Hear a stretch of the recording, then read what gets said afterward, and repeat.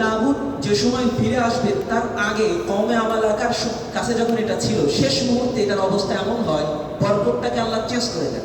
অর্থাৎ এই তাগুত যে অঞ্চলে রাখা হয় ওই অঞ্চলেই মহামারী ছড়িয়ে যায়। ওই অঞ্চলের লোকেরা রাতের আধারে আরেক অঞ্চলে রেখে আসে, তো যে অঞ্চলে রাখা হয় ওই অঞ্চলে মহামারী শুরু হয়ে যায়। এখন এমন হবে ওই তাগুত যেখানেই যায় সেখানেই মহামারী। তো কওমে আমালাকা চিন্তা করলো যে একটা কাজ করা যাক, এই বনি ইসরাইলকেই পাঠিয়ে দাও, এটা ধ্বংস হোক। তো এরা দুইটা একটা গরুর গাড়ি এর উপরে এই তাগুতটাকে বোঝাই করে চাপিয়ে দেয় এবং এটা হাঁকিয়ে দেয় বনি ইসরাইলের ওই অঞ্চলের দিকে। তো এইটা গরুর গাড়িতে যখন আসে, আপনার এইখানে কোরআনের ভিতরে আসছে যে ফেরেশতা এটাকে হাঁকিয়ে নিয়ে আসে আপনার তালুতের বাসার সামনে। তালুতের বাসার সামনে যখন এই তাবুতটা আসে তখন বনি ইসরাইল স্বীকার করে, হ্যাঁ ইনি আল্লাহর পক্ষ থেকে আমাদের জন্য একজন বাদশাহ হয়েছে। পরবর্তীতে তারা দাবি করে, তারা আবেদন করে যে আমরা কওমে আমালিকার বিরুদ্ধে যুদ্ধ করব, আপনি আল্লাহ থেকে অনুমতি নিয়ে আসেন, আল্লাহ যেন আমাদের কাছে অনুমতি দেয়। তাদেরকে সতর্ক করা হয়, বুঝো যদি আল্লাহর পক্ষ থেকে আদেশ আছে আর তোমরা বের না হও তাহলে তোমাদের উপরে আযাব আবার নতুন করে আসবে। তারা বললো, আমরা কেন বের হব না? আমাদের সন্তানদেরকে হত্যা করা হয়েছে, আমাদের অঞ্চলকে ছেড়ে, আমাদের অঞ্চল থেকে আমাদেরকে বহিষ্কার করা ছিল, অবশ্যই আমরা তাদের বিরুদ্ধে যুদ্ধ করব। যুদ্ধে যখন বের হয় এরপরের আয়াত আমাদের আজকের আলোচনা, এতক্ষণ ছিল পিছনের আয়াত আলোচনা ওয়াদা সাজে। তো আল্লাহ তাআলা বলেন, ফালাম্মা ফাসালা তাগুত বিল জুনুব, বনি ইসরাইল, পুরো বনি ইসরাইল, কিছু কিছু রায়তে ৮০,০০০, কিছু আছে ৭০,০০০, সব বনি ইসরাইল কেউ ছিল না, সবাই বেরিয়ে গেছে যুদ্ধের জন্য, তবে দুর্বলরা ছাড়া, অসুস্থ ব্যক্তি ছাড়া। ক্বালা ইন্নাল্লাহা মুবতালিকুম বিনাহরিন, সবাই বেরিয়ে গেছে, সবার ভিতরে জোশ, আমরা যুদ্ধ করে আজ নিজেদেরকে বিজয়ী ঘোষণা করব। তো জালুত তালুত উনি বলেন, আল্লাহ তোমাদেরকে পরীক্ষা করবেন। কিসের মাধ্যমে? বিনাহরিন, একটা নদীর মাধ্যমে। কিভাবে? ফামান শারিবা মিনহু ফালাইসা মিন্নি, যে এই নদী থেকে পান করবে। অর্থাৎ সময়টা ছিল খুব গরমের সময়, তারা বের হয়েছিল বাইতুল মাকদিস থেকে বা মুকাদ্দিস থেকে। তাদের উদ্দেশ্য ছিল উর্দুন নদী পার হয়ে গিয়ে। আর এই নাহরুনের ব্যাপারে অধিকাংশ মুফাসসিরিন বলেন যে এই নদীটা হলো উর্দু এবং ফিলিস্তিনের মধ্যবর্তী নদী। কোন কোন মুফাসসির বলেছেন না, এটা ফিলিস্তিনেরই ভেতরের একটা নদী, যেটা হলো। তো তিনি বললেন, এই পিপাসা থাকা সত্ত্বেও কেউ যদি এখান থেকে পান করে তাহলে তারা আমাদের সঙ্গে যুদ্ধে যেতে পারবে না। গরমের প্রচন্ড গরম ছিল। তো ফামান শারিবা মিনহু ফালাইসা মিন্নি, যে এখান থেকে পান করবে সে আমার দলভুক্ত নয়, আমাদের দলভুক্ত নয়। ওয়ামান লাম ইয়াতআমহু ফাইন্নাহু মিন্নি, হ্যাঁ যে এই নদীর পানির স্বাদও গ্রহণ করবে না, পান করবে না, সে আমাদের সাথে যুদ্ধে যেতে পারবে। ইল্লা মান ইত্তারাফা হুফাতাম বিয়াদি, হ্যাঁ তবে কেউ যদি এক অঞ্চলি পরিমাণ, এটাকে কি বলে? অঞ্চলি বলে, কোন কোন এলাকায় চোয়াল বলে, অঞ্চলি বলি আমরা। এক অঞ্চলি পরিমাণ পান করবে, তাদের আলোচনা ভিন্ন। ফাশারিবু মিনহু ইল্লা কালিলাম মিনহু, নদী যখন আসলো দেখা গেল নদীর ভিতরে সবাই হুমড়ি খেয়ে পড়েছে এবং সবাই যার যত মন চাই পান করা শুরু করে দিয়েছে। খুব অল্প সংখ্যক লোক ছিল যারা এক চোয়াল পরিমাণ, এক অঞ্চলি পরিমাণ পান করেছে। তাফসিরে এসেছে যে এর ফলে যেটা হলো যে যারা এক অঞ্চলি পরিমাণ পান করেছে পিপাসা থাকা সত্ত্বেও, কিছুক্ষণ পর দেখা গেল তাদের পিপাসার নিবারণ হয়ে গিয়েছে।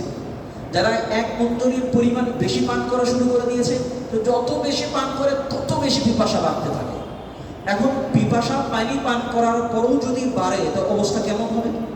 যতক্ষণ আপনার আন্ডারগ্রাউন্ডে জায়গায় দাঁড়িয়ে থাকবে ততক্ষণ তো পানি ভরাই শুরু করবে। তো এরা কি করেছে? পানি খেতে খেতে পেটের কানা কানা পূর্ণ করে দিয়েছে, একদম টইটুম্বর হয়ে গিয়েছে। এখন বোঝেন, মানুষ যখন একদম ক্লান্ত হয়ে যায় কোনো কাজ করতে করতে, এরপরে যদি পেট পুরে কিছু খায় তাহলে সে আর কাজের আর উদ্যমতা পাবে না, মনে করবেন পুরো শরীর ছেড়ে দেবে। ঠিক পানি খাওয়ার পরে তাদের এই অবস্থা হয়েছে। পিপাসা বেড়েছে আর পানি পান করতেই গিয়েছে। পরবর্তীতে ফালাম্মা জাওয়াযাহু হুয়া ওয়াল্লাযীনা আমানু মা'আহু, এখান থেকে যারা পানি পান করেছে তারা অলসতায় প্রথমেই পেয়ে বসে। তারা বলে আমাদের দ্বারাই সম্ভব না, আমরা যুদ্ধে যেতে পারবো না, এখান থেকে আলাদা হয়ে যায়। কিছু কিছু রিওয়ায়েতে এসেছে এই ৮০,০০০-এর ভিতরে আপনার ৪,০০০ বাদ দিয়ে বাদ বাকি সব ঘুরে চলে যায়। বের হয়েছিল কত হাজার? ৮০,০০০। মাত্র ৪,০০০ ছিল আর বাদ বাকি সব ফিরে চলে আসে। এই যারা ৪,০০০-এ গিয়েছিল তাদের ব্যাপারে পরবর্তীতে বলা হচ্ছে ফালাম্মা জাওয়াযাহু হুয়া ওয়াল্লাযীনা আমানু মা'আহু, সে অর্থাৎ তালুত এবং তার সাথে থাকা ঈমানদাররা যখন নদীকে অতিক্রম করলে পার হয়ে গেল, ক্বালু লা তাকাতা লানা আল-ইয়াওমা বিজালুতা ওয়া জুনুদি, আজকের যে মৌসুম আবার পানি খেয়ে পেটটা অনেকটাই ভরে গিয়েছে, তো আজকে আমরা কওমে জালুতের বিরুদ্ধে অর্থাৎ কওমে আমালাকার বিরুদ্ধে আজকে যুদ্ধ করা সম্ভবপর নয়, অন্যদিন নয়, আজকে সম্ভবপর নয়। একদল আগে কেটে পড়েছে। এই ৪,০০০-এর ভিতরে যারা মুমিন তারাও কিছু কিছু এটা বলছে যে আজকে আমরা পারবো না। এরপরে আরেক অংশ বলছে ক্বালাল্লাযীনা ইয়াযুন্নুনা আন্নাহুম মুলাকুল্লাহ, যারা বিশ্বাস করত এবং দৃঢ় বিশ্বাস করত যে আল্লাহর সাথে আমাকে সাক্ষাৎ করতেই হবে, আমি যদি ফিরে যাই আমাকে কোনো একদিন মরতেই হবে, মরার পরে আল্লাহ তাআলার সাথে সাক্ষাৎ করতে হবে। এখন যদি ফিরে না গিয়ে এখন যুদ্ধ করি, জিহাদ করে শাহাদাত বরণ করি, তাও আমাকে আল্লাহর সাথে সাক্ষাৎ করতেই হবে। আমি মরি কিংবা না মরি, যুদ্ধ করি কিংবা না করি, আমাকে আল্লাহর সাথে সাক্ষাৎ করতে হবে। যেহেতু সাক্ষাৎ করতেই হবে, সুতরাং আমরা যুদ্ধ করব। মুসা আলাইহিস সালামের মতোই অবস্থা হয়েছে। মুসা আলাইহিস সালামের নিকটে যখন জিবরিল আমিন এসেছিলেন রূহ কবজ করার জন্য, সহিহ হাদিসের ভিতরে এসেছে, তো উনি জিবরিল আমিনকে থাপ্পড় লাগিয়ে দিয়েছিলেন। তো উনি আল্লাহর কাছে ফিরে গিয়ে বলেছেন, আপনি কেমন বান্দার নিকটে পাঠিয়েছেন যে মরতে চায় না? তো জিবরিল আমিন মুসা আলাইহিস সালামের নিকটে এসে বলেছিলেন, আল্লাহ আপনাকে বলেছেন যে আপনি যদি এখন আল্লাহর কাছে মৃত্যুবরণ না করতে চান, তো আল্লাহ আপনাকে অপশন দিয়েছেন যে আপনি কতদিন বেঁচে থাকবেন। আপনার নিকটে একটা পশু দেওয়া হবে, ওই পশুর গায়ের উপরে আপনি হাত রাখবেন, আপনার হাতের নিচে যতগুলো পশম থাকবে ততগুলো অতিরিক্ত বছর আপনাকে জীবনযাপনের জন্য দেওয়া হবে। মুসা আলাইহিস সালাম জিজ্ঞেস করলেন এরপরে আপনাকে মারা যেতে হবে। মুসা আলাইহিস সালাম তাহলে লাভ কি? আমাকে যেহেতু মরতেই হবে, মারা যেতেই হবে, এত দেরি করে কি লাভ? তো মুসা আলাইহিস সালাম রাজি হয়ে যায়। তো এই মুসা আলাইহিস সালামের এই উম্মতের কি অবস্থা যে তারা বলে যেহেতু আমি পালিয়ে যাই কিংবা পালিয়ে না যাই, আমাকে মৃত্যুবরণ করতেই হবে। তাই তারা বলল কাম মিন ফিআতিন কালিলাতিন গালাবাত ফিআতান কাসীরাতান বিইذনিল্লাহ। এই একটা শব্দ মুমিনের অন্তরের ভিতরে শয়তান যতগুলো বাসা বাঁধে সেগুলোকে ভেঙে চুরমার করে দেবে। এই আয়াতের এই অংশটা কাম মিন ফিআতিন কালিলাতিন, আরে কওমে আমালাকা বিশাল বড় শক্তিশালী সুপার পাওয়ার হতে পারে তৎকালীন, তাদের সামনে আমাদের ভয় পাবার কি আছে? কাম মিন ফিআতিন কালিলাতিন, কত শত এমন ক্ষুদ্র দল, গালাবাত ফিআতান কাসীরাতান, কত বিশাল বড় বড় দলকে পরাস্ত করেছে, নাস্তানাবুদ করেছে। সুতরাং আল্লাহ চাইলেও আমাদের সংখ্যা কম হলেও এই বিশাল আকার কওমে আমালাকাকে আমরা পরাস্ত করতে পারবো। এই আয়াতটা আল্লাহ তাআলা এই জন্য উম্মতে মুহাম্মাদির সামনে কোরআনে কারীমের আয়াত হিসেবে আমাদের সামনে নিয়ে এসেছেন, যাতে উম্মতের সংখ্যা কম কিংবা দুর্বলতার কারণ দেখিয়ে আল্লাহ তাআলার রাস্তার বিপদ সংকুল পথ থেকে আমরা নিজেকে যাতে সরিয়ে না নিই। মনে রাখবেন, বিজয় নির্ভর করে ইয়াকিনের উপরে, আল্লাহর প্রতি বিশ্বাসের উপরে, ইস্তিকামাতের উপরে। বিজয় কোনো সময় নির্ভর করে না সাংখ্যিকের উপরে, এটা উসুল। আমরা বদর যুদ্ধে দেখি ৩১৩ ১,০০০-এর বিরুদ্ধে যুদ্ধ করেছে, ৩১৩ পর্যাপ্ত অস্ত্র নেই, ঘোড়সওয়ার নেই, তীর নেই, বিজয় হয়েছিল সেই সময়কার যুদ্ধবাজ এক সম্প্রদায়ের বিরুদ্ধে। এর পরবর্তীতে যতগুলো যুদ্ধ বা জিহাদের ইতিহাস আপনারা দেখবেন কোনো সময় খুব কম সংখ্যক ছিল যে মুসলমানের সংখ্যা বেশি ছিল, অধিকাংশ সময় মুসলমানদের সংখ্যা কম ছিল। তো আমাদের যখন আল্লাহ তাআলার রাস্তায় আমরা বের হব, তখন আমাদের সামনে এটা ভাবার কোনো সুযোগ নেই যে আমরা পৃথিবীর সুপার পাওয়ারের মোকাবেলা করতে চলেছি, আমরা পৃথিবীর সুসজ্জিত এক বাহিনীর মোকাবেলা করতে চলেছি। এটা ভাবার কোনো অবকাশ নেই। যদি এটা আমরা ভাবতাম তাহলে আফগানিস্তান আজ পৃথিবীর বুকে জিহাদের মাধ্যমে স্বাধীন হতো না। যদি আমরা এটা ভাবতাম, যদি আমাদের মতো ফিলিস্তিনের মুজাহিদরা ভাবতো, তাহলে পৃথিবীর সুপার পাওয়ার শক্তির বিরুদ্ধে অল্প কোটি সংখ্যক মানুষ জিহাদ করে টিকে থাকতে পারত না। এটা কোনো সময় সম্ভব ছিল না। এটা মুমিনদের জন্য একটা মেসেজ যে মুমিন, তোমাদের সংখ্যা যতই কম হোক, যদি ইয়াকিন আল্লাহ তাআলার উপরে সুদৃঢ়ভাবে থাকে, তাহলে একজন মুমিন, নিরস্ত্র মুমিন, সুসজ্জিত কাফেরদের বিরুদ্ধে লড়াই করে জেতা এবং আপনার বিজয় অর্জন করা অবশ্যই সম্ভব। এটা এই আয়াত দ্বারা আমাদের জন্য শিক্ষা। আমরা যদি এই আয়াতটাকে এই আমাদের বাংলাদেশে কিছুদিন আগে ঘটে যাওয়া প্রেক্ষাপটের সাথে মিলাই, তবুও আমরা এখানে ফিট পাবো। একদিকে সুসজ্জিত একটা প্রশাসনিক পুরা সিস্টেম, আর একদিকে অস্ত্রে সজ্জিত আর একটা নিরস্ত্র সাধারণ জনগণ বুক পেতেছিল। বিজয় নিরস্ত্রের হয়েছে যখন তারা মানুষ বেছে নাই যে আমাকে বিজয়ী হতে হবে, চাই জীবন দিয়ে চাই বেঁচে থেকে, তখন বিজয় সুনিশ্চিত। কোরআনের হাদিসের ভিতরে একটা হাদিস এসেছে, রাসূল সাল্লাল্লাহু আলাইহি ওয়াসাল্লাম বলেন কিয়ামতের আগে এমন অবস্থা হবে, মুসলমানদের হবে কাগুসা ইসসাইল, সমুদ্রের বা পানির উপরে ভেসে থাকা খড়কুটার নাই। সাহাবায়ে কেরাম জিজ্ঞেস করলেন, ওয়ামি কিল্লাতি ইয়াউমা ইদিন ইয়া রাসূলুল্লাহ, আমাদের সংখ্যা কি কম থাকবে এই জন্য? রাসূল বললেন, না, সেদিন তোমাদের সংখ্যা থাকবে অনেক বেশি। কি থাকবে? অনেক বেশি থাকবে। তবে তোমাদের এই কাণ্ড ঘটবে, এমন অবস্থা হবে মৃত্যুর ভয়ে। কিসের ভয়ে? মৃত্যুর ভয়ে তোমাদের অবস্থা হবে খড়কুটার মতো। যখন যেদিকে বন্যার পানি যাবে সেদিকে ভেসে যাবে, যখন যে সুপার পাওয়ার আসবে তার অধীনস্থ হয়ে চলবে। তো আমাদের মৃত্যুর ভয় আমাদেরকে কি করে দিয়েছে? পিছিয়ে দিয়েছে।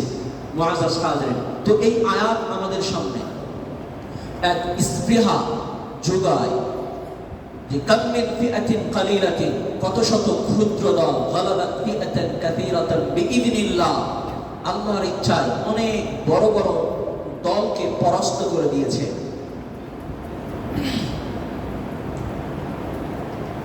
ওয়াল্লাহু মা'আস সাবিরিন। আর এই কথা উল্লেখ করার পরে আল্লাহ তাআলা বলছেন, মনে রাখবে আল্লাহর সবর অর্থাৎ অবিচল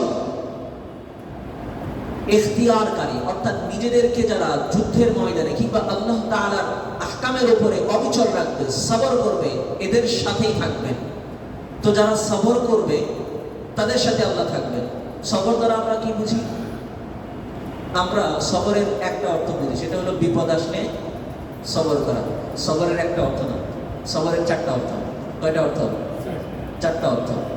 as-sabru আলাল বালা, যেটা আমরা প্রথম বুঝি, বিপদে পড়লে সবর করা, অর্থাৎ আল্লাহ তাআলার উপরে ভরসা রাখা যে আল্লাহ তাআলা আমাকে বিপদ দিয়েছেন আমাকে পরীক্ষা করার জন্য বা আমার মর্যাদা বৃদ্ধি করার জন্য।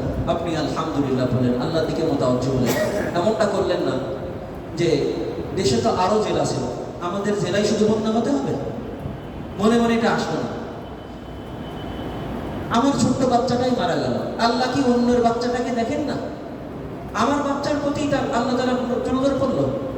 আমার পাশে আর একটা দোকান ছিল, ওইটাতে আগুন লাগলো না, আমারটাই আগুন লাগলো, এমনটা হবে না। বরং বিপদে পড়লে যে নিয়ামত এখন নষ্ট হয়েছে দিয়েছিল আল্লাহ, নিয়েছেন কে? আল্লাহ। আল্লাহর নাম আল্লাহ নিয়েছেন। তো এটা হলো সবর, এটাকে বলা হয় সাবরুন আলাল বালা। আর একটা সবর, সাবরুন আলাত তাআ, সাবরুন আলাত তাআ, অর্থাৎ ইতাআতের উপরে সবর। কিভাবে? আপনি কোনোভাবে নামাজে এসেছেন, নিয়মিত নামাজ পড়েন না, তো এখানে সবর করতে হবে কিভাবে? নিয়মতান্ত্রিক নামাজ চালিয়ে নিতে হবে। আপনি কোনো ইবাদত করছেন, তো ওই ইবাদতকে ধারাবাহিকভাবে চালানো, এটাও সবর। এটাও কি? সবর। এরপর হলেন সবরুন আলাল মাসি, সবরুন আনিল মাসিয়া, সবরুন আনিল মাসিয়া। সবরুন আনিল মাসিয়া বলতে অর্থাৎ গুনাহ থেকে সবর।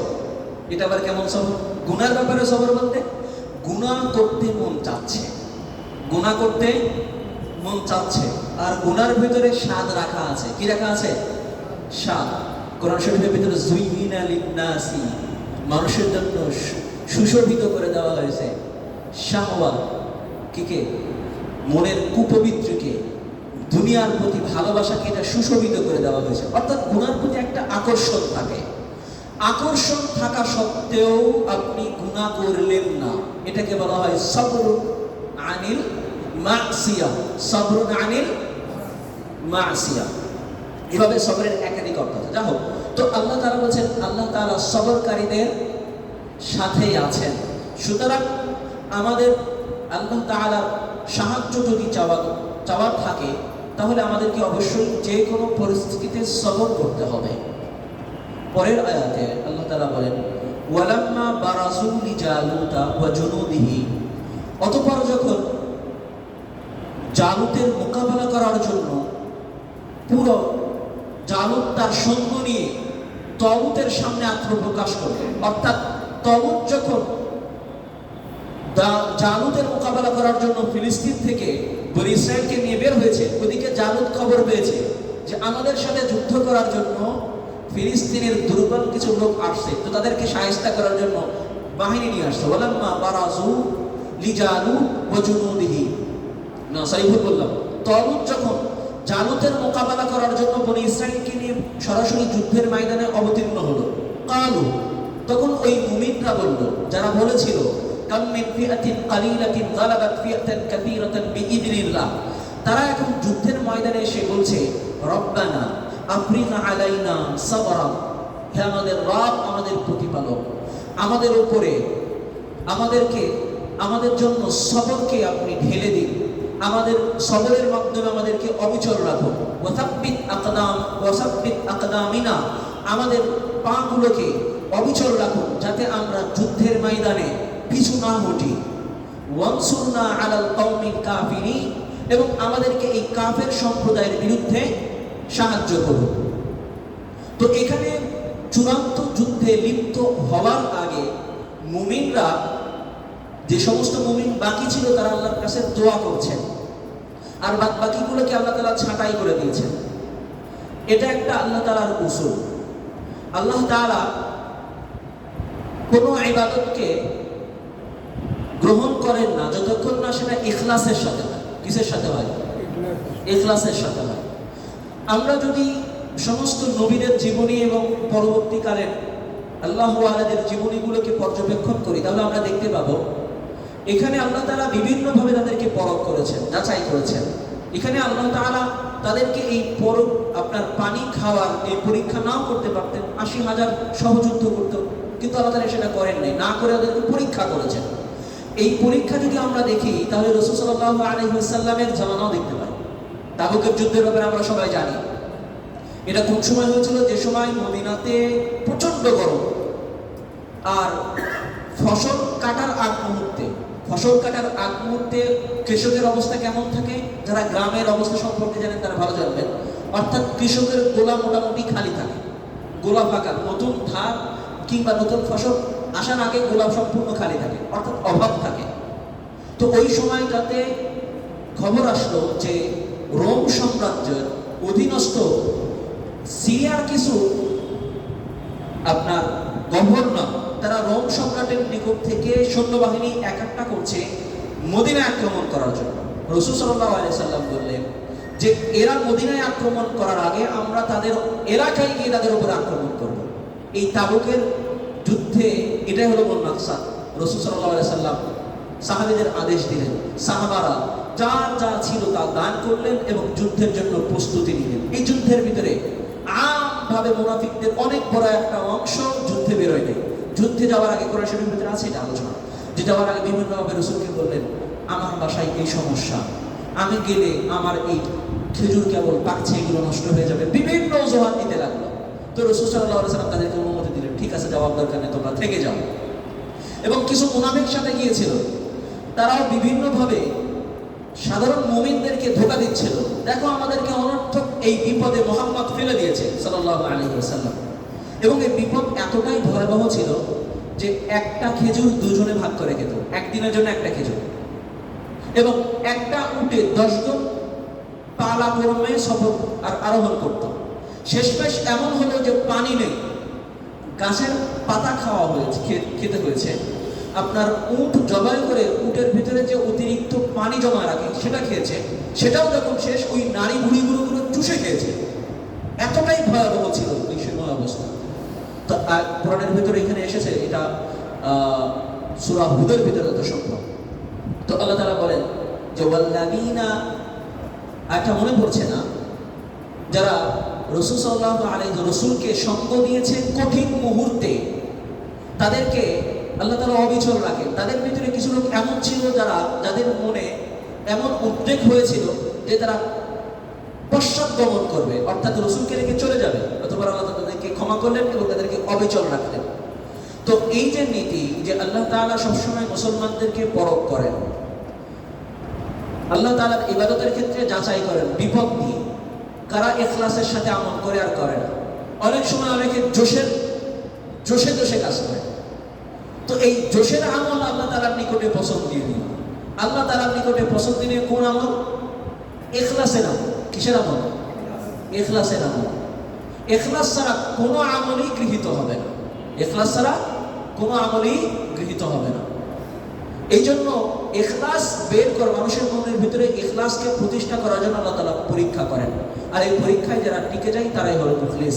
এই মুখলিস বান্দাদের মাধ্যমেই আল্লাহ তাআলা তার কাজ আঞ্জাম দিয়ে থাকেন। তো মুমিনরা দোয়া করলো যে এই কাফেরদের বিরুদ্ধে আল্লাহ তাআলা আপনি আমাদেরকে সাহায্য করুন। ফাহাজামাহুম বিইذনিল্লাহ, আল্লাহর সাহায্যে। এখানে ইذনুন মানে অনুমতি, উদ্দেশ্য হলো সাহায্য।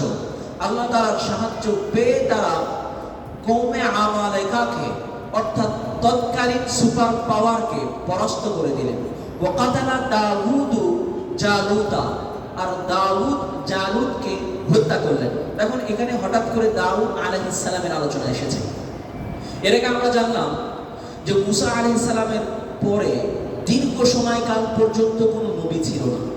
যিনি নবী হয়ে আসেন তিনি শামউন আলাইহিস সালাম, যার তত্ত্বাবধানে এই যুদ্ধ সংঘটিত হয়। যুদ্ধের ভিতরে একজন সৈন্য ছিলেন, একজন অল্প বয়স্ক, খাটো এবং রুগ্ন, তিনি হলেন দাউদ আলাইহিস সালাম। ওই সময় তিনি নবী নন। তো তিনি তার ভাইদের সাথে যুদ্ধ দেখতে এসেছেন, যুদ্ধ দেখতে নয়, যেহেতু ছোট, যুদ্ধ দেখতে এসেছেন। তো উনি যখন রাস্তা দিয়ে যাচ্ছেন, তো পাশে পড়ে থাকা ছোট্ট কঙ্কর আওয়াজ দিয়ে বলছে, দাউদ আমাকে সাথে নিয়ে যাও, যুদ্ধে কাজে আসবে। পাথর বলছে। তো উনি উঠে নিয়ে তার থলেই রেখে দিয়েছেন। কিছুক্ষণ যাওয়ার পরে আরেকটা পাথর একই আওয়াজ দিয়েছে, একটু যাওয়ার পরে আরেকটা পাথর, 3টা পাথর এভাবে আওয়াজ দেয়। তিনি 3টা পাথর উঠিয়ে ব্যাগে রাখেন। তো ওই সময় দাউদ আলাইহিস সালাম খুব পারদর্শী ছিলেন ওই গুলাল ব্যবহারে। গুলাল ছিলেন গুলটি বলে থাকে না, দুপাশে ওয়াই শেপ একটা কাঠ থাকে, দুপাশে রবার বাঁধিয়ে এই পাশে চামড়ার ভেতরে আপনার হলো ওই মার্বেল দিয়ে পাখি শিকার করে না অনেক সময়, হ্যাঁ? তো এটাকে গুলাল বলে। সে সময় একটা অস্ত্র ছিল। তো উনি এটাতে খুব পারদর্শী ছিলেন, খুবই পারদর্শী ছিলেন। তো ইনি ওটা সাথে নিয়েছেন, আর সাথে রয়েছে 3টা পাথর। তো তালুত যখন সৈন্যবাহিনীকে সাজাচ্ছেন, তো সাজানোর সময় ওইদিকে জালুত আত্মপ্রকাশ করেছে এবং বলছে, এদেরকে আজকে তো আমরা মাটির সাথে মিশিয়ে দেব। সৈন্যবাহিনী সে ওইদিকে গোছাচ্ছে। তো তালুত বলছে, এই জালুতকে কে হত্যা করতে পারবে? সৈন্যবাহিনীর ভিতরে কে এমন আছে? আওয়াজ দিয়েছেন, কেউ নাই। দাউদ আলাইহিস সালাম সামনে এগিয়ে আসছেন। তো দাউদ আলাইহিস সালামের আকৃতি বললাম একদম খাটো ছিল, রুগ্ন, এবং চেহারাটা কিছু মানে ওই যে আপনার জন্ডিস হলে যেরকম হলুদ হয়, এই হলুদ কালারের ছিল ওনার মানে আপনার বর্ণ। পছন্দ হল না। উনি কোনো কথা না বলেন, আবার আওয়াজ দিলেন, কে আছো? যে জালুতকে মোকাবেলা করার জন্য। কেউ বেরোলো না। আবার উনি সামনে আসলেন। দ্বিতীয়বার একইভাবে দাউদ আলাইহিস সালাম সামনে আসলেন। তো উনি জিজ্ঞেস করলেন, তুমি যে এই তালুতকে জালুতকে মোকাবেলা করবে, তোমার কোনো পূর্ব অভিজ্ঞতা আছে? তো তিনি বলেন হ্যাঁ আছে। কিভাবে? যে আমি তো মেষ চড়াই, বকরি ছাগল পাল চড়াই, একবার এক চিতা আমার ছাগল পালের উপর আক্রমণ করেছে, তো আমিও উল্টো ওই আপনার চিতাবাঘের উপর আক্রমণ করে বসলাম এবং তাকে হত্যা করে তার গর্দানটা কেটে আমি আমার ওই চামড়াটা এখন আমার সাথে নিয়ে ঘুরে বেড়াই, যাতে মানুষ বিশ্বাস করে যে আমি ওই চিতাবাঘকে হত্যা করেছি। তো তলব বললে তো স্বাভাবিক ব্যাপার, চিতাবাঘ তো কোনো শক্তিশালী নয়, এর থেকেও বড় কোনো তোমার অভিজ্ঞতা আছে কিনা? তিনি বলেন হ্যাঁ, আর একবার একটা বিশাল আকৃতির সিংহ যার কেশর ছিল, বড় বড় লোম ছিল, এটা আক্রমণ করে, তো আমিও কম না, আমিও আক্রমণ করলাম, একে থেকে হত্যা করলাম। হত্যা করার পরে তার ওই কেশরগুলো দিয়ে, দাড়িগুলো দিয়ে আমি আমার জামার একটা অংশ বানিয়েছি। তো এরপরও তার মানে বিশ্বাস হচ্ছিল না যে এই খাটো বেটার লোকটা কি এমন কি করতে পারে। তো তিনি বললেন তোমার নিকটে অস্ত্র? বলছে আমি তো শিকার করি আর আক্রমণ করি অস্ত্র ছাড়া। কি ছাড়া? অস্ত্র ছাড়া। তো বলছে এভাবে জালুতের মোকাবেলা সম্ভব নয়, তুমি আমার থেকে অস্ত্র নাও, আমার ঘোড়া নাও। তো ঠিক আছে, অস্ত্র নিয়েছেন, ঘোড়াও নিয়েছেন, নিয়ে রওনা দিয়েছেন। কিছুক্ষণ যাওয়ার পরে ফিরে আসছে, তো লোকজন বলছে মানে হই নিয়ে বলে উঠছে দেখো এই ছেলে মেয়ে লোকটা খুব সাহস দেখিয়েছে, এখন জালুতের অবস্থা থেকে ভয় ফিরে আসছে। তো দাউদ আলাইহিস সালাম এসে বলছেন দেখো আমার এই অবস্থা কমফোর্টেবল হচ্ছে, আমার কাছে কেমন যেন মানে যুদ্ধ হচ্ছে না। তো কিভাবে হবে? তুমি তোমার ঘোড়াও রাখো, তোমার অস্ত্রও রাখো, আমার এই গুলাল দিয়েই আমি তাকে পরাস্ত করবো। এটা কিভাবে বোঝায় অবস্থাটা? যে সমস্ত ওই ব্যাঙ্গালোরে একবার আমরা ছিলাম, ওখানে এক বছর ওখানে পড়াশোনা করেছি। তো এই থেকে আপনার ওয়েস্ট বেঙ্গল থেকে কিছু জামাত গিয়েছে, ওই সুলতান শাহ ওখানে মার্কাজে। তো সেখানে যাওয়ার পরে সাধারণ মানুষ ওখানে তাদেরকে দাওয়াতের পর দাওয়াত দিয়ে আসছে। তো শেষের দিন আমরা ওখানে উপস্থিত ছিলাম, তো দাওয়াত দিয়েছে, বলছে ভাই একটা কাজ করেন, আপনারা দাওয়াত দিয়েছেন, শুধু আমাদের জন্য ভাত রান্না করে নিয়ে আসবেন। শুধু কি রান্না করবেন? ভাত রান্না করে নিয়ে আসবেন। তো বলছে এটা কি করে হয়, শুধু ভাত রান্না করে নিয়ে আসবো? বলছে হ্যাঁ এটাই করবে। তো যিনি মেজবান ছিলেন উনি ভাত রান্না করে নিয়ে আসছেন, আর এনারা নিজেরা ওই মসজিদে নিজেরাই কি করেছেন, ডাউল রান্না করেছেন আর আলু ভর্তা বানিয়েছেন। কি বানিয়েছেন? আলু ভর্তা। এখন যে পরিমাণ ভাত নিয়ে এসেছিলেন, এই 3 দিনের তাদের খাবারের গতি দেখে ওই পরিমাণে নিয়ে এসেছেন, কিন্তু ভাত নিয়ে আসার পরে নিমিশেই শেষ। এখন জিজ্ঞেস করলেন কি ব্যাপার, এর আগের দিন ভালো ভালো এখানকার প্রসিদ্ধ খাবারগুলো তোমাদের জন্য রান্না করে নিয়ে আসলাম, ভাত শেষ হচ্ছিল না, আজ তোমাদের এই ডাউল আর বাঙালি ডাউল। ওরা আবার আমাদের ডাউলকে বাঙালি ডাউল বলে, কারণ আমরা তো পাতলা ডাউল খাই, ওখানে চাউল পাতলা হয়, অনেক ঘন হয়। তো বাঙালি ডাউল আর ভর্তা দিয়ে ভাত শেষ। তো বলছে এই ভাত, এই খাবারই আমাদের জন্য সবচেয়ে বেশি প্রিয় খাবার। তো যারা যে খাবারে অভ্যস্ত, এই খাবার বাদ দিয়ে যদি তাকে চাইনিজ খাবার দেওয়া হয়, গ্রামের কোনো মানুষকে যদি আপনি নিয়মিত 5-7 দিন চাইনিজ খাবার খাওয়ান, তো অবস্থা খারাপ হয়ে যাবে তার। পরবর্তীতে যখন গ্রামের খাবার দেবেন তখন তার অবস্থা স্বাভাবিক হবে। তো দাউদ আলাইহিস সালাম বলছেন তোমার এই ঘোড়া আর তোমার এই অস্ত্র মনে করে স্বাভাবিক মনে হচ্ছে না, এগুলো তোমার কাছে রাখো, আমি গেলাম। তো উনি ওনার ওই উল্টি আর ওই পাথর কিনটা নিয়ে গিয়েছেন। তো ওই জালুত দাউদ আলাইহিস সালামকে দেখে বলছে তুমি কি জন্য এসেছো? বলছো তোমার মোকাবেলা করার জন্য। তোমার মোকাবেলা করার জন্য আমি এসেছি। তো তার সাথে কিছুক্ষণ কথোপকথন হয়। দাউদ আলাইহিস সালাম তাকে যে অবস্থায় দেখেন, যে জালুত এর অবস্থা এত বিশাল, আবার সে নিজের লৌহবর্ম পরে এসেছে, এবং মাথায় এত বিশাল বড় একটা মুকুট, লোহার মুকুট পরা আছে, যে ওর ভিতরে কয়েকজন মানুষ আরামে ঘুমাইতে পারবে। তো দাউদ আলাইহিস সালাম যখন ওনার থলেতে হাত দিলেন, দেখলেন 3টা পাথরের 3টা নাই, 3টায় একটা হয়ে আছে। কটা হয়ে আছে? একটা। উনি ওই একটা পাথরকে ওনার ওই গুলটির ভিতরে রেখে বিসমিল্লাহ বলে উনি এটা ছুঁড়ে দিয়েছেন।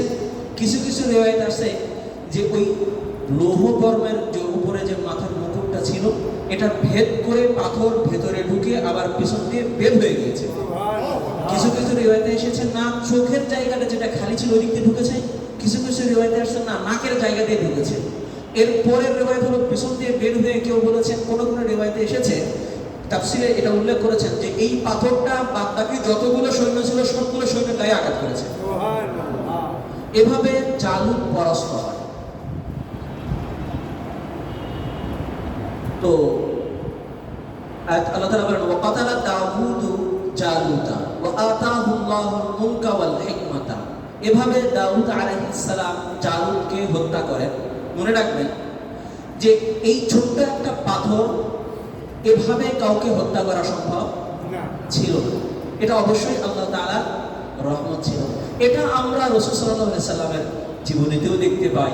রাসূল সাল্লাল্লাহু আলাইহি সাল্লাম বদরের সময় যখন দেখলেন বিশাল সৈন্য 1000-এর মতো, উনি এক মুষ্টি হাত মানে আপনার কঙ্কর নিয়ে নিক্ষেপ করলেন কাফেরদের দিকে। তো আল্লাহ তাআলা বলেন ওমা রমাইতা ইদ রমাইতা ওয়ালাকিন্নাল্লাহা রমা। তুমি যখন এই কঙ্কর নিক্ষেপ করেছো এটা কত দূরে যাবে, আর কয়জনের চোখে বা পড়বে, কিন্তু আল্লাহ তাআলা এটা প্রত্যেকটা কাফেরের চোখের ভিতর ঢুকে দিয়েছে। আপনি মনে রাখবেন যখন কোনো ধূলিকণা চোখের ভিতরে পড়ে আর সেটা খসখস করে তখন কেমন অস্থিরতা লাগে। মানুষ আগে খুঁজবে কোথায় আড়াল আছে, আগে চোখের আগে আপনার ময়লাটা দূর করে। তো ওই এক একটা কঙ্কর আল্লাহ তাআলা প্রত্যেকটা আপনার কাফেরদের চোখে পৌঁছে দিয়েছেন। ওই একইভাবে একাধিক ঘটনা রাসূল সাল্লাল্লাহু আলাইহি সাল্লাম আপনার হুনাইনের যুদ্ধ হয়েছে এবং রাসূল সাল্লাল্লাহু আলাইহি সাল্লাম যখন হিজরত করার জন্য মক্কা থেকে বের হয়েছে, কাফেররা পুরো মক্কার এরিয়াটাকে ব্যারিকেড দিয়ে রেখেছে, কোন দিক দিয়ে মুহাম্মদ বের হয়ে যাবে, হয় বন্দী করবে নয় হত্যা করবে। রাসূল সাল্লাল্লাহু আলাইহি সাল্লাম বের হওয়ার সময় সূরা ইয়াসিনের কিছু আয়াত পড়েছেন, কঙ্কর উপরে নিক্ষেপ করেছেন। তাদের চোখগুলো রাসূল সাল্লাল্লাহু আলাইহি সাল্লামকে দেখে নাই, সামনে দিয়ে বের হয়ে গিয়েছেন। এ ধরনের অসংখ্য আপনার ঘটনা কোরআনে কারিমের ভিতরে বর্ণিত হয়েছে। এরপরে আল্লাহ তাআলা বলেন ওয়া আতাহুল্লাহুল মুলকা ওয়াল হিকমাতা। আল্লাহ তাআলা দাউদ আলাইহিস সালামকে রাজত্ব দিলেন, অর্থাৎ বিজয় হওয়ার পরে তালুত দাউদ আলাইহিস সালামকে তার কন্যার সাথে বিবাহ দিয়ে দিলেন এবং তালুতের মৃত্যুর পরে দাউদ আলাইহিস সালাম নবুয়ত প্রাপ্ত হলেন এবং রাজ্য পেলেন। এই প্রথম বনি ইসরায়েলের ভিতরে একজন নবী যিনি নবী হয়েছেন এবং বাদশাহ হয়েছেন। এর আগে কেউ এভাবে বাদশাহ এবং নবী হন নাই। এমনিতেই বনি ইসরায়েলের ভিতরে প্রথম বাদশাহ হলো তালুত। প্রথম বাদশাকে তালুত, এর পরের বাদশাহ হলো দাউদ আলাইহিস সালাম। এর ধারাবাহিকভাবে চলেছে। আর দাউদ আলাইহিস সালামের শাসনকাল কিছু কিছু রিওয়ায়াতে এসেছে 80 বছর দীর্ঘ ছিল। কত বছর? এটাই ইহুদিদের সর্বোচ্চ শাসন ক্ষমতা, যে সর্বোচ্চ 80 বছর ছিল। যখন তো দাউদ আলাইহিস সালামকে আল্লাহ তাআলা রাজত্ব দিলেন, নবুয়ত দিলেন। ওয়া আল্লামাহু মিম্মা ইয়াশা। আল্লাহ যা খুশি তাকে তা শিক্ষা দিলেন। এখানে শিক্ষা দেওয়ার ব্যাপারে কি কি শিক্ষা দিয়েছেন অন্য আয়াতে এসেছে যে আল্লামাহু মানতিকাত তায়র, তার হলো পাখির আওয়াজ উনি বুঝতেন। এছাড়া ওনাকে আরেকটা শিক্ষা দিয়েছেন, সেটা হলো যে ওয়া আনাল্লা লাহুল হাদীদ। আল্লাহ তাআলা বলেন আমি দাউদের জন্য লোহাকে মোমের মতো নরম করে দিয়েছিলাম। দাউদ আলাইহিস সালাম লোহাকে হাতে টিপে টিপে লোহার বর্ম বানাতেন। কি বানাতেন? লোহার বর্ম বানাতেন। এটা ওনার একটা কারামত ছিল। তো ওনার জন্য বিশাল বড় একটা ঝর্ণা আল্লাহ তাআলা তৈরি করে দিলেন, যে ঝর্ণাটা গরম ওই সীসা আর লোহা আপনার হলো প্রবাহিত হতো। এটা দাউদ আলাইহিস সালামের জন্য। যা হোক, ওয়াল হিকমাতা, এবং প্রজ্ঞা দিয়ে দিলাম। ওয়া আল্লামাহু মিম্মা ইয়াশা, যা খুশি আল্লাহ তাআলা তাকে শিক্ষা দিলেন। এরপরে ওয়ালাউলা দাফরুল্লাহিন নাস বা'দাহুম বিবা'দিন লাফাসাদাতিল আরদু ওয়ালাকিন্নাল্লাহা যু ফাদলিন আলাল আলামিন। এই আয়াতটা কমসে কম 2-3 দিন ধরে আলোচনা করার মতো। এর মাজমুন যতটুকু আমি দেখলাম তাফসীরের ভিতরে, বাস সংক্ষিপ্ত তরজমা করিনি, তারপরে আমি আলোচনা করছি। ওয়ালাউলা, যদি না থাকতো, দাফাউল্লাহিন নাস বা'দাহুম বিবা'দিন, আল্লাহ এক দল লোকদেরকে দিয়ে অন্য আরেক দল লোককে প্রতিহত না করতেন, তাহলে কি হতো? লাফাসাদাতিল আরদু, তাহলে পৃথিবীতে অরাজকতা, নৈরাজ্য, বিশৃঙ্খলা, বরবাদ ছড়িয়ে যেত। ওয়ালাকিন্নাল্লাহা যু ফাদলিন আলাল আলামিন, কিন্তু আল্লাহ তাআলা বিশ্ব জগতের উপরে অনুগ্রহশীল, তাই কোন একটা দলকে চিরদিনের জন্য ক্ষমতা দেন না, মাঝে মাঝে ছিনিয়ে নেন। মাঝে মাঝে কি করেন? ছিনিয়ে নেন। আসতে আয়াতে আগে তর্জমা করে আসি। তিলকা আয়াতুল্লাহ, এ যা কিছু আলোচনা হলো সব কিছু আল্লাহ তাআলার নিদর্শন, নাতলুহা বা আল্লাহ তাআলার পক্ষ থেকে প্রেরিত আয়াত, নাতলুহা আলাইকা বিল হাক্কি, হে নবী মুহাম্মদ আমি আপনার সামনে এগুলোকে যথাযথভাবে তিলাওয়াত করছি বা অবতীর্ণ করছি। ওয়া ইন্নাকা লামিনাল মুরসালিন, আর অবশ্যই আপনি একজন প্রেরিত রাসূল। এটা হলো আজকে আমাদের আলোচ্য বিষয়ের আলোচ্য আয়াতের শেষ আয়াত। এখন আমরা আসি ওই যে ওয়ালাউলা তাফরুল্লাহিন নাসা বা'দাহুম বিবা'দিন, আল্লাহ যদি এক দলকে দিয়ে আর এক দলকে প্রতিহত না করতেন। এটার তাফসীর অনেকভাবে এসেছে। তো এটার কিছু তাফসীর এমন আছে যে তাফরুল্লাহিন নাস, মানুষকে, মুমিন বলেন, মুমিনকে দিয়ে যদি কাফেরকে পরাস্ত না করতেন, এ শব্দ বলেন নাই। আল্লাহ বলছেন মানুষকে দিয়ে যদি, মানুষের একদলকে দিয়ে যদি আর এক দলের উপরে চাপিয়ে না দিতেন, তাহলে পৃথিবীতে নৈরাজ্য ছেয়ে যেত। কিভাবে ছেয়ে যেত এটা বিশদভাবে বলার কোনো প্রয়োজনই নেই। এমনি আমাদের অঞ্চলগুলোতে আমরা দেখতে পাই কোনো একটা দল যদি এক ট্রামের অধিক অর্থাৎ একাধিক পিরিয়ড ক্ষমতায় থাকে, তাহলে আপনার অবস্থা কেমন হয়? অবস্থা ওই ধানের মতো হয়। কোন একজন দার্শনিক বলেছিলেন, ছিলাম ধান হইলাম খই, আরো যত কি হই। তো ক্ষমতা যখন 5 বছর, তখন তো সাধারণ মানুষকে আর মানুষ মনে হয় না। ক্ষমতা যখন 10 বছর, তখন তো আরো পাওয়ারফুল। ক্ষমতা যখন আরো বেশি, তখন আরো পাওয়ারফুল। মনে রাখবেন, ফেরাউন একদিনই নিজেকে খোদা দাবি করে না। ফেরাউন একদিনে নিজেকে কি করে নাই? খোদা দাবি করে না। দীর্ঘদিন যখন তার ক্ষমতা প্রতিষ্ঠিত হয়েছে, সে যখন দেখেছে আমি যেটাই চাই সেটাই হয়, আমার চাওয়ার বিরুদ্ধে কোনো কিছু হয় না, তখন সে নিজেকে খোদা দাবি করেছে। এভাবেই যুগে যুগে পৃথিবীতে ফেরাউন তৈরি হয়। পৃথিবীতে কি তৈরি হয়? ফেরাউন তৈরি হয়। কিন্তু এই প্রত্যেকটা ফেরাউনের জন্যই আল্লাহ তাআলা বাহরুল আহমার রেখেছেন, লোহিত সাগর রেখেছেন। কি সাগর রেখেছেন? লোহিত সাগর। এখন প্রত্যেক অঞ্চলেই এক একজন শাসক যদি এমন হয়ে যায়, ফেরাউনের রূপ ধারণ করে, তার জন্য এক একটা লোহিত সাগর হবে। আর লোহিত সাগর এলাকা ভিত্তিক আলাদা নাম নিতে পারে। কোথাও আপনার হতে পারে বুড়িগঙ্গা, কোথাও পদ্মা, কোথাও যমুনা, যে কোনো নাম হতে পারে। অর্থাৎ আল্লাহ তাআলা বলছেন যে কোন সম্প্রদায়কে আল্লাহ তাআলা এই সুযোগ দেবেন না যে আরেক সম্প্রদায়ের উপরে নিরবিচ্ছিন্নভাবে শাসন করবে। আমরা ইতিহাস যদি দেখি, ইতিহাস এটা বলে যে কোন এক বংশ টানা 200 বছরের উপরে পৃথিবীর কোন অঞ্চল শাসন করতে পারে না। আমি কি বোঝাতে পারলাম কিনা? পৃথিবীতে যত শাসক গিয়েছে, আমরা মুঘল শাসন দেখি, আমরা আব্বাসিয়া খেলাফত দেখি, আমরা যত খেলাফত এভাবে দেখি, আপনার হলো বনু আব্বাস, ওসমানিয়া খেলাফত দেখি, কোন খেলাফত কিংবা ব্রিটিশ পিরিয়ডের আমরা দেখি কোন শাসন ব্যবস্থা 200 বছরের, কোন নির্দিষ্ট একটা বংশের নিকটে 200 বছরের বেশি টেকে নাই। এই আয়াত তাহলে প্রমাণ করছে যে এই অবস্থাটা অবশ্যই হবে। মুআতাজ হাজির, এই আয়াতের এটা হলো একটা ব্যাখ্যা যে শাসন অবস্থা চেঞ্জ হবে, যাতে করে মানুষ নিজেকে খোদাই পর্যন্ত না নিয়ে যেতে পারে।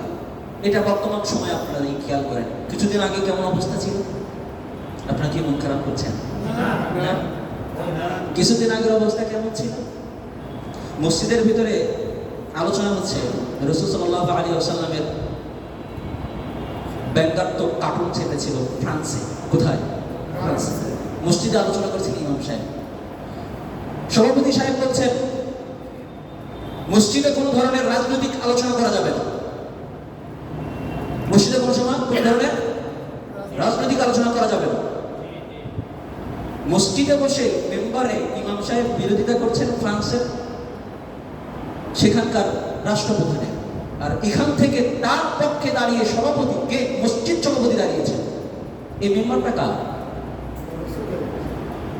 মেম্বারে রাসূল সাল্লাল্লাহু আলাইহি ওয়াসাল্লামের মেম্বার। এখানে বসে একটা আমানত আছে, এটাতে কি আছে? আমানত আছে। হককে হক বলতে হবে এবং নিজের জীবনের মায়া ত্যাগ করে বলতে হবে।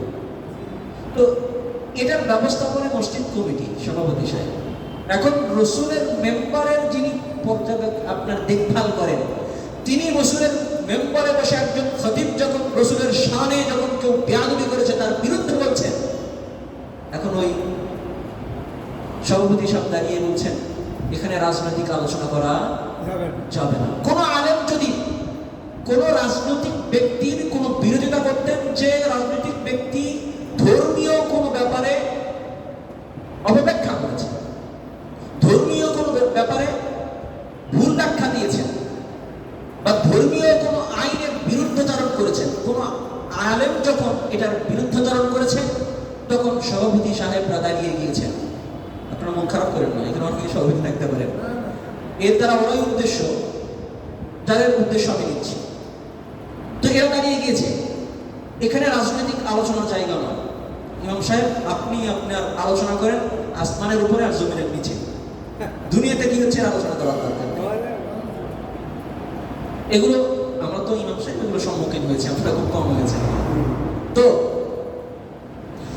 আমার একটা প্রশ্ন, যে সময় ওই রাজনৈতিক নেতাগণ সরাসরি মঞ্চে দাঁড়িয়ে কোরআন এবং হাদিসের বিরুদ্ধাচরণ করে, তখন এই সভাপতিরা কোথায় থাকে? ওদের গোড়া টিকতে পারে না, এরা ইমাম সাহেবের গোড়া টিকতে পারে। মুআজ্জাজ হাজিরিন, তিলকাল আইয়ামু নুদাবিলুহা বাইনান নাস। আল্লাহ বলেন যে সময় এখন পার হচ্ছে এটাকে আবার ফিরিয়ে নিয়ে আসবো আমি, আবার পিরিয়ড চেঞ্জ করে দেব। এক সময় হয়েছিল, চ্যালেঞ্জ দেওয়া হয়েছিল, শরীয়তের বিরুদ্ধাচরণ করার কারণে কোন এক নেতার বিরুদ্ধে যখন আলেম ওলামা ইকরামগণ বলেছেন, তখন ক্ষমতার চেয়ারে বসে দম্ভ করে বলেছিল আমি যদি বের হই তাহলে মাদ্রাসার অস্তিত্ব থাকবে না, আমি যদি বের হই আলেমদের অস্তিত্ব থাকবে না। ইউটিউবে এখনো ওই ভিডিওগুলো এখনো আছে, ওই ভিডিও আছে, ওই ব্যক্তিরাও আছে। নেই শুধু ক্ষমতা, নেই শুধু কি ক্ষমতা। তিলকাল আইয়ামু নুদাবিলুহা বাইনান নাস লাউলা দাফরুন নাস বা'দুহুম বিবা'দিন। এই আয়াত এটাই বলছে, সামনে যারা ক্ষমতায় আসবে তাদের জন্য এই খবরদার ক্ষমতা পেয়ে নিজেকে ভুলে যেও না, তুমি একজন গোলাম, তো গোলামের মতো আলোচনা করতে হবে। মুআজ্জাজ হাজিরিন, এরপরে সময় প্রায় শেষের দিকে, না কয়টায় শেষ করবো? 8টায়। তো এই আয়াতের ব্যাপারে কিছু রিওয়ায়াত এসেছে, রাসূল সাল্লাল্লাহু আলাইহি ওয়াসাল্লাম থেকে কিছু বর্ণনা এসেছে এই আয়াতের ব্যাপারে, যে রুইয়া আন আলী রাদিয়াল্লাহু তাআলা আনহু قال سمعت رسول الله صلى الله عليه وسلم يقول ان الابدال يكون بالشام।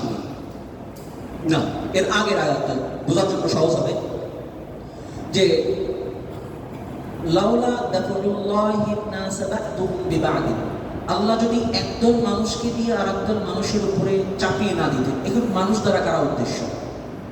আলেমগণ এখানে একাধিক মত পোষণ করেছেন।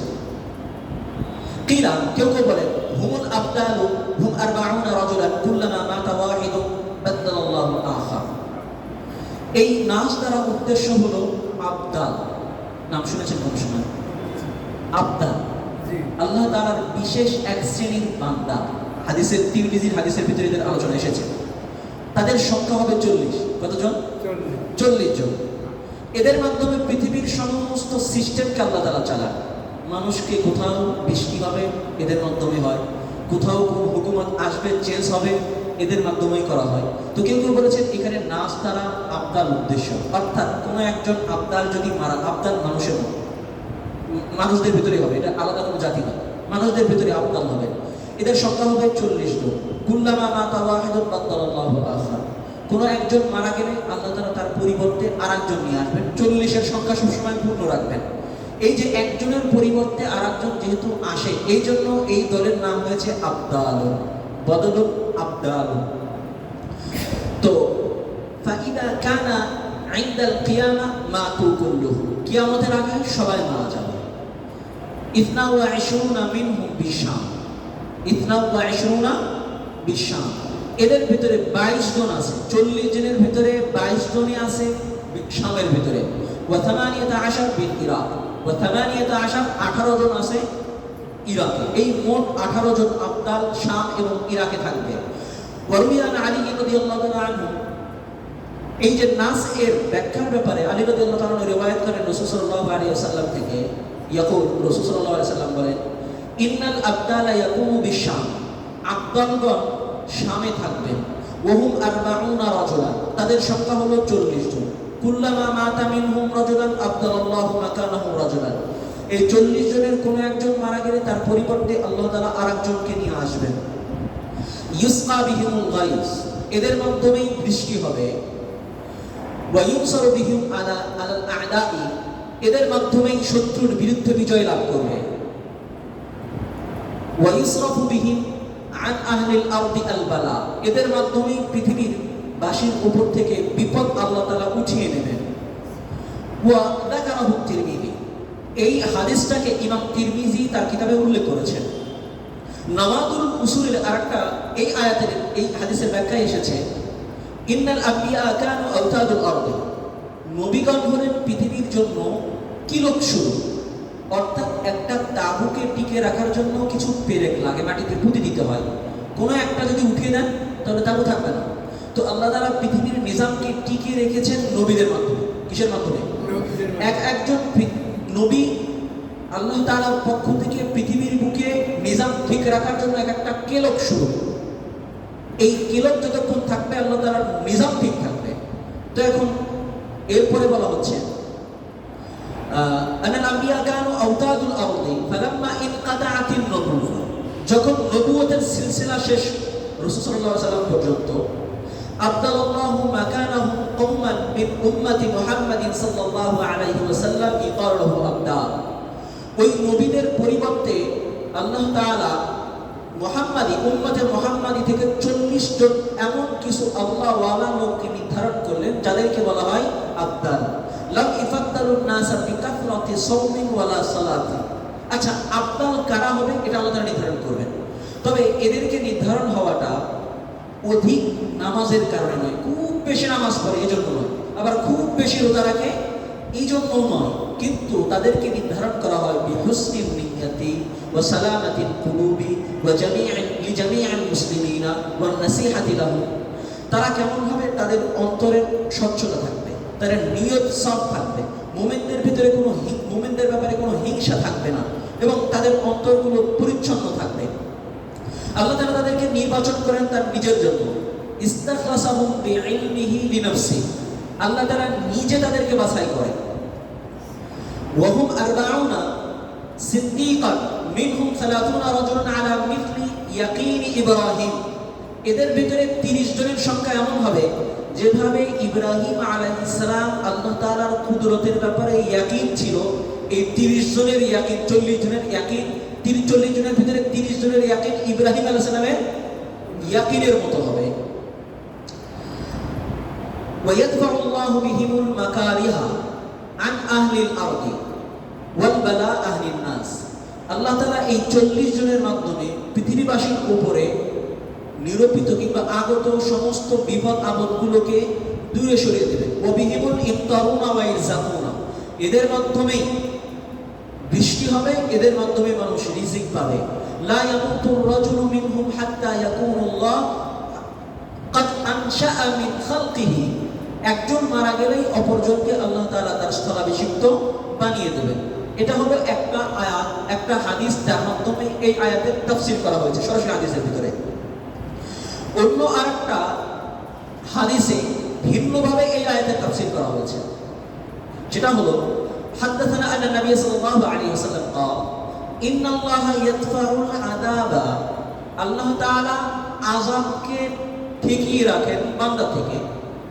কার মাধ্যমে? বিমান ইসাল্লি মিন উম্মতি আম্মান লা ইসাল্লি, আমার উম্মতের মধ্যে যে সমস্ত উম্মত নামাজ পড়ে এদের কারণে যারা বেনামাজি তাদের উপরে আহুত অর্থাৎ যে আযাব আসন্ন সেটাকে ফিরিয়ে দেন। তো যারা নামাজ পড়ে না তাদের উপরে যে আযাব আসছে না, এটা কাদের জন্য? যারা নামাজ পড়ে তাদের জন্য। এদের মাধ্যমে আল্লাহ তাআলা আযাবকে উঠিয়ে দেন। এরপরে বলছেন ওয়াবিমান ইযাক্কি আম্মা লা ইযাক্কি, এবং যারা যাকাত দেয় হিসাব করে করে পাই টু পাই যাকাত দেয়, এই যাকাত দেনওয়ালা ব্যক্তির মাধ্যমে আল্লাহ তাআলা ওই ব্যক্তিদের আযাবকে দূরে সরে দেন। লা ইযাক্কি আম্মা লা ইযাক্কি, যারা যাকাত দেয় না। জাকাত না দেওয়ার কারণে হাদিসের ভিতরে আসছে যদি পশু পাখি আর পোকামাকড়ের আশঙ্কা না থাকতো তাহলে জাকাত না দেওয়ার কারণে আসমান থেকে এক ফোঁটা পানিও বর্ষণ করতাম, সরাসরি হাদিসের ভিতরে আসছে। তো জাকাত যখন দেওয়া বন্ধ করে দেবে তখন অনাবৃষ্টি শুরু হবে। কি শুরু হবে?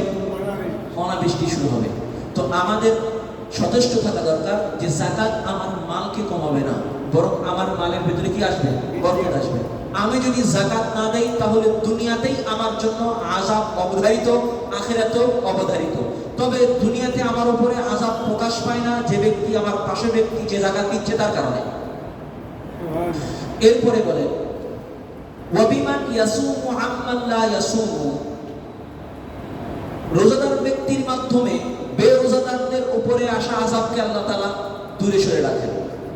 এই আয়াতের তাফসীর রাসূল সাল্লাল্লাহু আলাইহি ওয়াসাল্লাম বলেছেন ওয়া বিমান ইয়াহুজ্জু আম্মান লা ইয়াহুজ্জু, অনুরূপভাবে যারা হজ করে তাদের মাধ্যমে ওই ব্যক্তিদের আযাবকে আল্লাহ তাআলা দূরে সরিয়ে দেন, আযাব থেকে বাঁচিয়ে দেন যারা সামর্থ্য থাকা সত্ত্বেও হজ করে না। এই রোগটা আমাদের সবার ভিতরে আছে। অনেকেই আমরা একটা রীতি বানিয়ে ফেলেছি যে হজ করার জন্য একটা বয়স লাগে। কি লাগে? বার্ধক্য হব, ভারত তো আসবে, চাকরি থেকে রিটায়ার করব, যৌবনকাল চলে যাবে, এরপরে হজ করব। এটাই তো হয়। আপনি খুব কম সংখ্যক দেখবেন যুবক শ্রেণীর কিন্তু হজ করছে, খুব কম সংখ্যক দেখবেন। কারণ এটা আমাদের প্রতি স্বাভাবিকভাবে ব্যাপক হয়ে গেছে। যেভাবে দাড়ি রাখার ক্ষেত্রে যুবকদেরকে আপনি কোনোভাবে রাজি করতে পারবেন, কিন্তু বৃদ্ধ লোকের এতটা পেরেশানি হতে হয় না দাড়ি রাখার ক্ষেত্রে। যুবকদের ভিতরে একটা বিষয় কাজ করে, কেবল তো যুবক বয়স চলছে, এখন দাড়ি রাখার প্রয়োজন আছে। লাইফটা তো এনজয়ের জন্য। কিসের জন্য? এনজয়ের জন্য। আমি যদি দাড়ি রাখি তাহলে অনেক জায়গায় আমার এনজয় করতে প্রতিবন্ধকতা দাঁড় করাতে পারে, এই জন্য আমি দাড়ি রাখি না। অনেকের মনে করে হজ করে আসলে মনে হয় আর ওই সমস্ত কাজ করতে পারবো না যেটা হজ করার আগে করতাম, তাই হজটা একটু পরেই করি। হজটা একটু কি করি? পরেই করি। অথচ আমার সামর্থ্য অনেক আগে চলে এসেছে। রাসূল সাল্লাল্লাহু আলাইহি ওয়াসাল্লাম বলেন, কেউ যদি সামর্থ্য থাকা সত্ত্বেও হজ করলো না আর এই অবস্থায় মারা গেল, তাহলে সে খ্রিস্টান হয়ে মারা যাক অথবা ইহুদি হয়ে মারা যাক, আমি নবীর কোনো জিম্মাদারি নেই। আর কত বড় ওয়াইদ এসেছে। এবং এই জন্য আমাদের এই ইবাদতের ব্যাপারে অনেক অনীহা। আমাদের এই ইবাদতের ব্যাপারে আমরা জানতেও চাই না। যদি আমি জানার কারণে আমার আগ্রহ জাগে, এদের আমি জানতেও চাই না। কেউ এটা শুনতেও চায় না। হজের আহকামগুলো আল্লাহ তাআলা আমাদেরকে এখান থেকে বাঁচার তৌফিক দান করুন। আমিন। এরপরে বলে ওয়াবিমান ইজাহিদু আম্মান লা ইজাহিদু, অনুরূপভাবে যারা মুজাহিদ, আল্লাহর রাস্তায় জিহাদ করে, এদের মাধ্যমে ওই সমস্ত লোকদের আযাবকে আল্লাহ তাআলা দূরে সরিয়ে দেন যারা জিহাদ করে না। যারা কি করে না? জিহাদ করে না। এই তো ভয়ানক একটা আলোচনা করেছেন হুজুর, জিহাদের আলোচনা। ভয়ানক আলোচনা না? আজকে 2024 সালে এই জিহাদের কথা বলাটা আমি যত স্বাচ্ছন্দ্যে বলতে পারছি, 2000 সালের আশেপাশে এতটা স্বাচ্ছন্দ্য ছিল না। আপনারা হয়তো জানবেন না সে সময় কি অবস্থা ছিল। জিহাদের অর্থ কি এখানে আলোচনা শেষ করতে, এরপরে এই আয়াতের অনেক তাফসীর একাধিক হাদিসে এসেছে, আমাদের আলোচনা শেষ। আমি জিহাদ দিয়ে আলোচনা শেষ করে দিচ্ছি। জিহাদ মানে কি? জিহাদের অনেক ব্যাখ্যা আছে, আমি সরল ব্যাখ্যা করি। জিহাদ মানে সন্ত্রাসের বিরুদ্ধে সশস্ত্র সংগ্রাম। বলেন জিহাদ মানে কি? সন্ত্রাসের বিরুদ্ধে সশস্ত্র সংগ্রাম, এর নাম কি? সশস্ত্র। এই জন্য বললাম জিহাদের আরেকটা রূপ হলো লেখালেখির মাধ্যমে, বক্তৃতার মাধ্যমে জিহাদ করা। অনেকে জিহাদ থেকে, সশস্ত্র জিহাদ থেকে বাঁচার জন্য বলে আমরাও জিহাদ করছি, আমরা বক্তৃতার মাধ্যমে কি করছি? জিহাদ করছি। তাহলে তো কেউ যদি বলে যে আমি আইসক্রিম খেয়েও জিহাদ করব, আমার মনটাকে একটু ঠান্ডা লাগে যাতে করে ওই মনের উপরে একটা প্রেশার পড়ে, তো এটা তো জিহাদ হবে। তো এই জিহাদগুলো হাকিকি জিহাদ নয়। কি জিহাদ নয়? এটার জিহাদটা কেমন? যেমন সূরা ইখলাস যদি একবার কেউ পড়ে তো পুরো কোরআন শরীফ একবার খতম করা সব পাওয়া যায় কিনা? তো একজন যদি কেউ মনে করলো যে পুরো কোরআন শরীফ পড়ার কি প্রয়োজন আছে, আমি সারা জীবন শুধু ইখলাস পড়ে যাব, এটা বোকামি হবে না? হ্যাঁ, এটা বোকামি হবে। এটা হলো ওই ঘোল খেয়ে দইয়ের স্বাদ মেটানো মতো হবে। এই জন্য জিহাদ যেটা, সেটা আসলি জিহাদ, সশস্ত্র জিহাদ, যেখানে জান এবং মাল দিয়ে কি করতে হবে? জিহাদ করতে হবে। তো এই জিহাদটা হলো আপনার সন্ত্রাসের বিরুদ্ধে সশস্ত্র সংগ্রাম। এখন যারা সন্ত্রাস তারা কি করেছে, এই জিহাদটাকেই সন্ত্রাসী কর্মকাণ্ড বানিয়েছে। কি বলেন? বুঝতে মনে কষ্ট হচ্ছে? কোথাও কেউ যদি মুজাহিদ বের হয় তাহলে আপনারা দেখবেন তার অবস্থা কেমন ছিল। বিগত সরকারের সময় তো এটা এমন হয়েছে যে কারো ভিতরে যদি এই স্পৃহা জাগতো, অধিক আবেগ থাকতো, তাহলে এদেরকে কন্ট্রোল করার জন্য আলাদা একটা আপনার সশস্ত্র বাহিনী ছিল। এদের মাধ্যমে কত নিরপরাধ লোককে মুজাহিদ বানিয়ে তার সামনে বাড়ি থেকে অপহরণ করে নিয়ে যাওয়া হয়েছে। আয়না ঘরের সামনে আমাদের খবর আসছে, এরকম কত আয়না ঘরের খবর আমাদের অজানা, আমরা আপনি জানি না, যেখানে কত শত আলেমকে এমন সব কেস করা হয়েছে যে সারা জীবন ও নিজে মারা যাওয়ার পরে ওর পরিবারও এটা দায়িত্ব। অনেক আলেমের জীবন এভাবে বিপন্ন করা হয়েছে, এগুলোর ইতিহাস অনেক লম্বা। তো এই জিহাদ এর মাধ্যমে কি করা হয়েছে, এটা আসলে কি করে, বাংলাদেশ যে সময় পুরো পৃথিবীতে সবচেয়ে বেশি অগ্রসর মান দিন হলো ইসলাম এবং ইউরোপে, এটাকে থামানোর জন্য একটা আপনার অস্ত্র ব্যবহার করা হয়। অস্ত্রটা কি? অস্ত্র হলো জঙ্গিবাদ। কি? জঙ্গিবাদ। জিহাদটাকে সন্ত্রাসী লেভেল লাগিয়ে तमाम মিডিয়াগুলো আমভাবে ছড়িয়ে দিয়েছে। এই জন্য দেখবেন একজন জঙ্গি যদি অন্যায়ভাবে মানুষকে বোমা মেরে হত্যা করে, তাকে যেভাবে ভয়াবহ আকার ভয়াবহ রূপে মিডিয়ায় পেশ করা হয়, ওই একইভাবে যদি আরেকজন সন্ত্রাস রাজনীতির নামে হাজারো মানুষকে হত্যা করে, তাহলে ওই রাজনৈতিক সন্ত্রাসকে যতটা কালারিং করে পেশ করা হয়, আর এই ধর্মীয় অপব্যাখ্যার মাধ্যমে যারা জিহাদ করে তাদেরকে তার থেকে বেশি ভয়ঙ্কর রূপে পেশ করা হয়। এটা বোঝার জন্য সহজ।